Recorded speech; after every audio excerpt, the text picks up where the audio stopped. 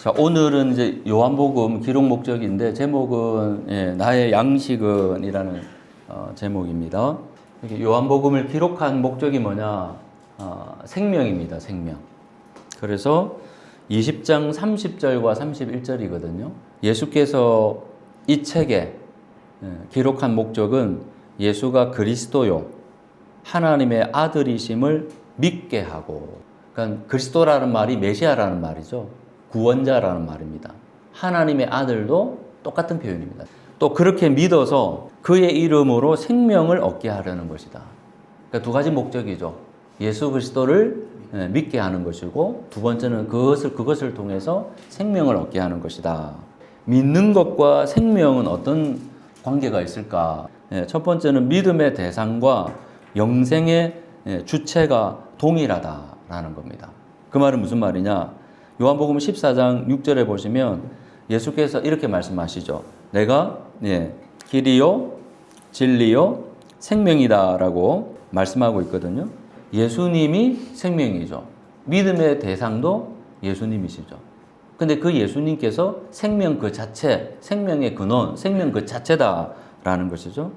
그러니까 믿음의 대상과 영생의 주체가 지금 동일하다라는 거예요. 믿는다는 것과 그 다음에 생명은 어떤 관계에 있는가, 그것을 잘 설명할 수 있는 대목이고, 요한복음 11장 25절에 보니까 예수께서 나는 부활이요 생명이니, 그래서 나를 믿는 사람은 죽어도 살고 살아서 나를 믿는 사람은 영원히 죽지 아니할 것이다. 내가 이것을 믿느냐? 죽으면 끝이잖아요.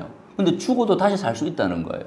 영생의 본질이신 그분과 관계하면 죽음을 극복한다는 거예요. 죽음을 극복한다는 말은 물리적으로 영원한 세상을 사는 게 그게 사실은 좋을 것 같지만 인류는 그걸 얻기 위해서 달려왔어요.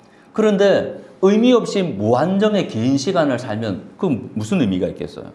근데 하나님께서는 의미 있는 삶을 영원히 살게 하는데 그 얘기는 뭐냐면 시간과 공간 안에 갇혀있는 인생이 아니라 시간과 공간을 초월한 하나님께 주시는 그 새로운 생명의 삶을 보장하시는데 그건 죽음도 초월한다 그 말입니다.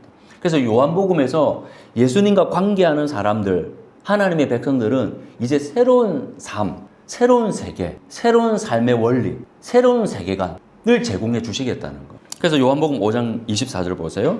내 말을 듣고 나를 보내신 분, 그 하나님을 믿는 사람은 영원한 생명을 가지고 있다. 심판을 받지 않는다. 그는 죽음에서 생명으로 옮겨갔다. 예수님과 관계하는 순간, 예수님을 믿고 영접하는 순간 우리는 이제 다른 세상, 다른 세계에서 살게 되는, 죽음에서 생명으로 이미 옮겨졌다라는 거예요. 옮겨질 것이다가 아닙니다. 믿는 순간, 관계하는 순간 5년이 지나서 유효기간도 있는 것이 아니라 그 즉시 생명으로 옮겨진다라는 거예요. 그래서 3장 16절 우리가 잘 아는 말씀이잖아요. 같이 한번 읽어볼까요?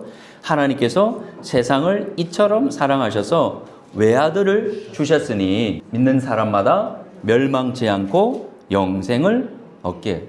그러니까 생명 그 자체가 예수세요. 그래서 그 예수를 믿을 때 생명이 주어지잖아요. 그 말은, 믿는다는 말은 그분과 관계한다는 거예요.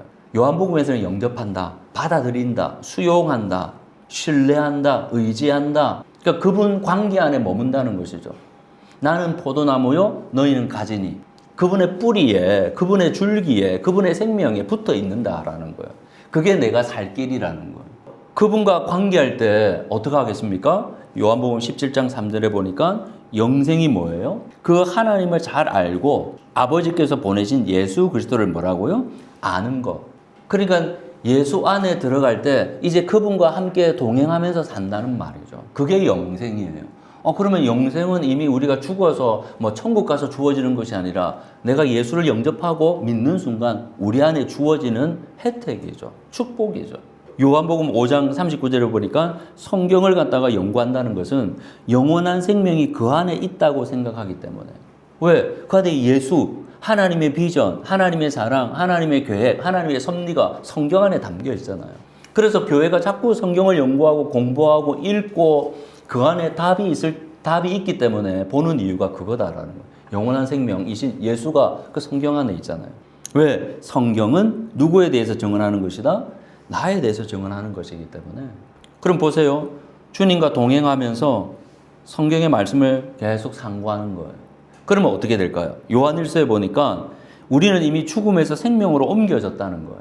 이걸 어떻게 아느냐? 당신이 그러면 죽음에서 생명으로 옮겨간 거 어떻게 알 수 있습니까? 그 증거를 보여주세요. 그건 뭐죠? 우리가 형제 자매를 사랑하는 거, 서로 사랑하는 모습을 보면서 예수와 관계에서 영생을 소유한 사람이 지금 혐오와 증오와 미움과 다툼과 그런 시행착오를 겪을 수 있어요. 근데 그분의 본질적인 모습이 만약에 그런 모습으로 나타난다면 그분은 이미 생명에 있는 것이 아니라 아직까지 죽음에 있다는 것을 보여주는 증거다라는 거예요.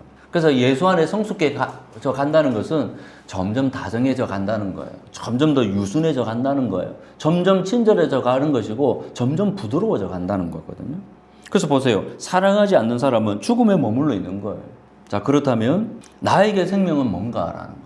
오늘 우리가 지금 살아가면서 생명은 예수 그리스도네? 그런데 내가 삶을 실제로 살아가면서 나를 살리는 건 정말 뭘까? 그래서 나를 나되게 하는 것은 정말 뭔가라는 거예요. 그래서 요한복음 이번 묵상을 통해서 정말 나에게 생명이라는 게 뭘까? 나의 정말 의미, 나를 나되게 하고 나를 살리는 게 정말 뭘까? 인간은 결국 그걸 위해 추구하면서 살아가잖아요. 거기에 가치를 부여하잖아요. 뭐 첫 번째는 돈이겠죠. 돈이 이 세상에는 어떻게 보면 생명이잖아요. 그런데 돈도 그렇고 권력도 그렇고 인기도 그렇고 사람도 그렇고 다 뭐냐? 긍정과 부정이 있어요. 돈이 있어야 살죠. 권력이 있어야 인기가 있어야. 그런데 긍정적인 측면만 있는 게 아니라 부정적인 측면도 있잖아요. 돈이 나를 살리기도 하지만 돈이 나를 죽이기도 하거든요. 권력이 나를 이롭게도 하고 다른 사람들을 이롭게도 하지만 권력이 나를 죽이고 다른 사람도 죽이는 경우도 있잖아요. 인기도 얻으면 너무 좋죠. 그런데 인기가 이거 하루아침에 사라지는 한순간에 꿈이기도 하잖아요. 그래서 이렇게 긍정과 부정이 있어요. 자, 그런데 지금 상황을 한번 보세요. 제가 이 영상을 보니까 AI 에이전트가 2027년에 완성이 된다는 거예요. 쉽게 말씀드리면 내가 자유여행하면 내가 다 설계해야 되잖아요. 근데 패키지로 가면 누가 대행업체가 있잖아요. 그러면 얼마나 편해요. 물론 불편한 점도 있겠죠. 그래서 전문 대행업체들이 있는데 AI가 이제는 이 업체들이 없어도 자동으로 해결해주는 그 시스템을 누군가 그냥 재미삼아 하다가 개발한 거예요. 그러니까 앞으로는 뭐 여행사, 결혼 대행업체들이 다 사라진다고 해보세요. 거기 다 고용된 사람들은 어떡할 거예요? 그런 측면에서 이제 노동소득은 이미 이제 한계가 있다는 거예요. 그러면 결국은 자본소득으로 투자소득으로 가야 되는데 이걸 공부 안 하거나 아니면 지금 여기에 주식 투자하는 사람들이 지금 저희서 사실은 많이 없을 수도 있는데 어디에 투자를 해야 되고 이번 사경에 오십시오. 그러니까 사람들이 전부 다 돈에 매달리는 거예요. 돈이 지금 생명이 지금 시대예요. 점점 그렇게 만들고 있어요. 권력은 마찬가지 아니겠습니까, 지금? 지금 이란 지금 전쟁 때문에 지금 난리잖아요. 저는 마침 1,600원대 넣었는데, 넣고 나서 뒤돌아서니까 벌써 1,800원대더라고 보니까, 왜 이 트럼프가 전쟁을 이렇게 일으켰을까요? 여러 가지 이유들이 있겠죠. 권력 때문인지, 돈 때문인지. 그냥 타협하면 될 텐데, 협상하면 될 텐데, 그냥 더불어 함께 살면 될 텐데, 함께 연대하고 같이 살아가야 되는데, 그 길을 모색하지 않는 것이죠. 근데 최고의 권력자가 그런 생각 없으니까 일단 민간인이 죽더라도 대의를 위해서는 폭격을 해야 돼. 그러니까 결국 인간들은 어떻게 하면 더 소유하고 그 욕망은 끝이 없다 이거죠. 어떻게 함께 더불어 살아갈까? 그 생각을 안 하는 것이죠. 그래서 돈과 권력, 인기, 건강 다 좋아요. 근데 나만 있고 우리가 없으면 불행한 거예요. 그걸 통해서 우리가 함께 공존하는 것은 좋아요. 긍정적인 측면이 있어요. 권력도, 돈도, 인기도, 영향력도 거기 쓰면 돼요. 근데 내 배만 챙기면 그게 결국은 나도 죽고 함께 죽는 길이거든요. 왜? 우리는 시간과 공간의 한계에 부딪히거든요. 그렇다고 여러분 사람을 믿을 수 있습니까? 이번에 PD 수첩에 보니까 배드 티처스라고 티처스라는 1타 수학하고 영어 1타 강사들이 나와서 그중에 영어 1타 강사가 학교 일반 고등학교 선생님하고 문제를 갖다가 주고받고 그리고 그 수능 2023년 수능 문제가 똑같이 출제되고 보기에는 엄청 건강하고 학생들을 위해서 가르친다고 생각을 했었는데 저도 좋은 이미지로 봤는데 돈도 있다가 없고 권력도 마찬가지고 인기도 마찬가지고 사람도요 그렇게 믿고 신뢰했는데 믿을 수가 없어요. 왜? 아까 말씀드린 우리는 시간과 공간 안에 갇혀 있거든요. 그러니까 사람이 돈을 잘 쓰면 되는데 권력을 잘 쓰면 되는데 인기를 잘 활용하면 되는데 정말 소수잖아요. 그럼 그 나머지 사람들은 그걸 제대로 잘 사용하지 못하거나 잘 사용하지 못했을 때 우리 모두가 다 불행하잖아요. 그럼 대안은 뭐죠? 그래서 제가 질문하는 거 여러분에게 생명은 뭐냐 이거죠. 여러분을 살리고 여러분을 나되게 만드는 것은 뭐냐 이거죠. 근데 성경은 뭐라 그러냐? 예수라는 거예요. 예수가 생명이라는 거예요. 왜? 예수가 추구하는 나라는 함께니까. 못난 사람 저리 비켜가. 잘난 사람만 모여. 뛰어난 사람만 모여가 아니라 뛰어나든 못난 사람이다 함께 더불어서 공존하는 그 세상. 서로 베풀고 선을 행하는 환대하는 세상. 그건 뭘로 가능하겠어요? 예수의 권력으로 가능하죠. 예수의 능력으로 가능하죠. 예수의 사랑으로 가능하죠. 예수의 생명으로 가능하죠. 아멘 나올 때까지 계속 할까요? 사람은 한계가 있잖아요. 근데 예수는 한계가 없는 거죠. 자, 근데 결과는 뭐냐? 예수께서 자기 땅에 오셨어요. 그 백성은 예수를 맞아들이지 않는다. 12절에 그러나 예수를 맞아들인 사람, 영접한 사람은 그 믿는 사람들은 하나님의 자녀가 되는 특권, 생명을 소유하는 거죠. 이 세상이 지금 그렇게 거대하게 지배하는 물줄기에 따라서 발을 딛고 살아가지만 그 가치대로 살지 않고 예수가 주시는 그 생명의 가치대로 사는 새로운 삶을 산다라는 거예요. 그럼 그렇게 사는 세상이 어떤 세상인데 그게 요한복음을 읽어봐. 그러면 알게 될 거야 라는 거예요. 거기 보니까 예수를 알았던 사람, 예수를 몰랐던 사람, 예수와 관계하면서 어떻게 변화되고 어떻게 삶이 바뀌어지고 그게 요한복음 안에 나와 있다 이거죠. 자, 그러면 이제 1장부터 한번 이야기를 해보죠. 생명의 근원이신 예수는 그러면 누구인가? 지금 세상에는 생명이 될 만한 거대한 것들이 너무 많잖아요. 그러니까 예수님도 이 진짜 생명은 바로 나야. 그럼 도대체 예수님이 어떤 분이신데? 그분을 알려줘야 되잖아요. 그래서 요한복음은 1장 1절부터 그 이야기를 하고 있습니다. 뭐라고 이야기하고 있느냐? 요한복음 1장 1절에 보니까 태초에 말씀이 계셨다라는 거. 그 말씀은 하나님과 함께 계셨다. 그 말씀은 하나님이셨다. 결국 그 말씀이 하나님이셨다. 그는 태초에 하나님과 함께 계셨다. 모든 것이 그로 말미암아 창조되었으니 그가 없이 창조된 것은 하나도 없다. 그러니까 여기 태초와 창세기 1장 1절의 태초는 어떻습니까? 지금 연결되어 있어요. 창세기 1장 1절의 태초는 뭡니까? 천지창조. 첫 창조 때죠. 그 태초예요. 그럼 여기 태초는 뭡니까? 창조되기 전 영원의 시간이죠. 시간과 공간을 초월하는 그때에 천지 창조 때만 하나님이 계신 게 아니라 말씀이 계신 게 아니라 이미 이 천지가 창조되기 전에 성부 하나님, 성자 예수님이 존재하셨다 그 말이에요. 여기 말씀은 예수 그리스도. 근데 그 예수님이 그에게서 생명을 얻었으니 그 생명은 사람들의 빛이라. 영원 전부터 존재해 오셨던 생명의 근원이신 창조주 하나님이 누구시라고요? 예수 그리스도, 말씀 로고스라는 거예요. 그러면 나에게 생명 자체이신 예수님이 어떤 분이시? 영원 전에 존재하셨던 분이네? 천지가 창조되기 전에 존재하셨던 분이네? 그리고 그분이 천지를 창조하셨네? 그래서 그분이 생명의 근원이시구나. 생명의 뿌리이시구나.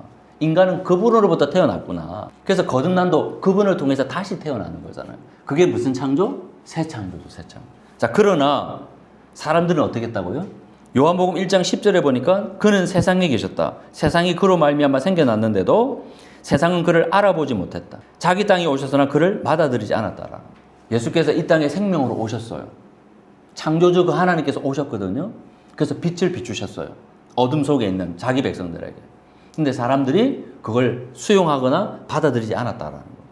근데 받아들인 사람이 있어요. 바로 세례 요한이에요. 그 빛을 경험하고 뭐라고 이야기하냐면 사람들이 자기를 주목할 때 내가 그리스도야. 나를 주목해가 아니라 뭐라고 했죠? 나는 그리스도가 아니에요.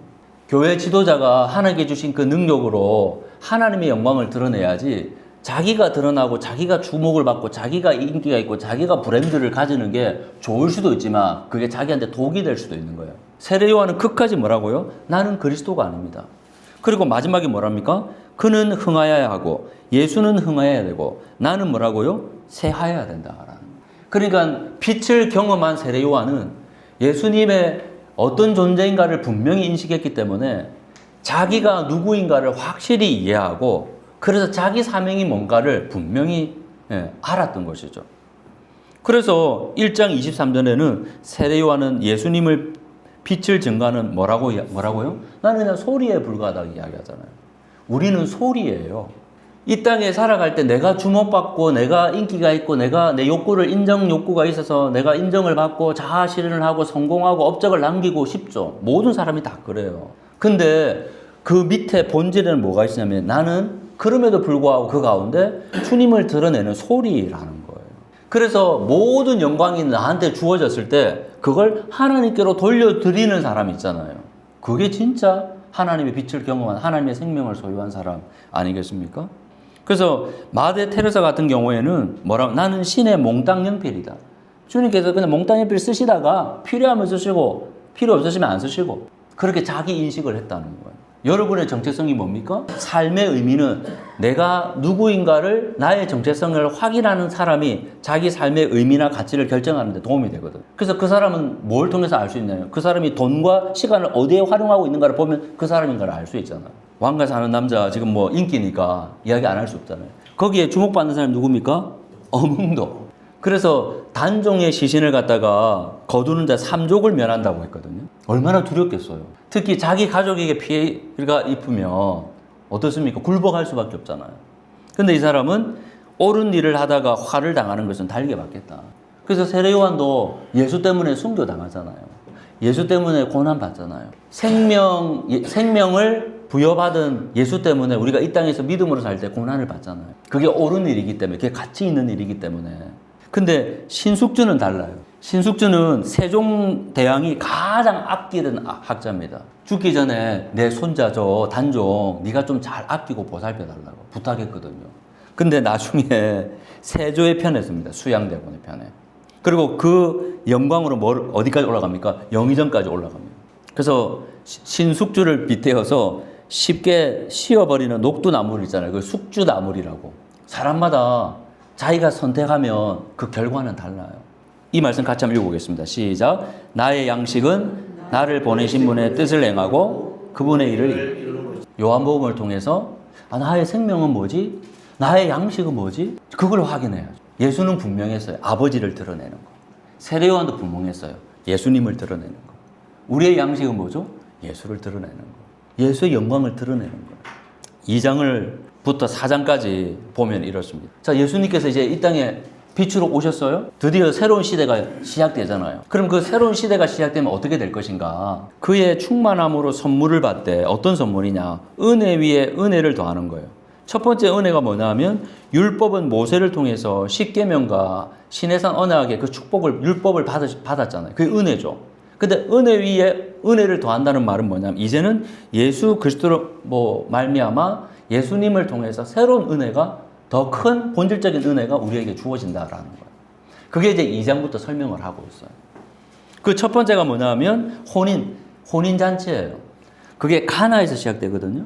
그 다음에 4장 끝에 가면 가나 그 지역에서 왕의 신하의 아들을 열병을 치유하고 회복시키는 그 장면으로 마무리가 돼요. 간단하게 정리하면 새로운 시대가 왔기 때문에 기존 질서는 대체가 돼야 된다는 거예요. 율법을 통해서 생명을 생각했던, 율법을 지키면 생명을 얻는다고 생각했던 그 옛 질서를 파괴하고 이제 예수 안에서 새로운 질서를 소개하는 게 뭐냐 하면 이 첫 번째, 두 번째. 그래서 예루살렘 성전이 있잖아요. 예수님께서 오셔서 그 성전 허물어 내가 사흘 만에 다시 세울 거야. 요한은 해설하죠. 그 성전은 바로 예수 자기 몸을 이야기하거든. 예수 성전을 이야기하거든. 왜 그럴까요? 예루살렘 성전이 타락했기 때문에 본래의 기능과 역할을 감당하지 못했기 때문에 실제 그 성전의 기능을 감당하는 예수 성전, 그분이 오셨다는 거예요. 그러면 그 새로운 시대에 예수의 생명 안으로 들어가려면 어떻게 해야 되죠? 그 방법을 소개해요. 그래서 니고데모가 거듭나려면 하나님 나라에 들어가려면 영생을 소유하려면 어떻게 하면 된다고요? 성령으로 나야 된다는 거예요. 성령으로. 이 사마리아 여인도 마찬가지거든. 이제 그건 오후 시간에 조금 다시 설명을 하고요. 그래서 결론적으로 나의 양식은 뭐냐 이거예요. 우리가 요한복음을 하면서 나의 생명은 뭔가라는, 내가 나를 지탱하는 게 뭐냐 이거죠. 예수님은 나의 양식은 나를 보내신 분의 뜻을 행하고 그분의 일을 이루는 거예요.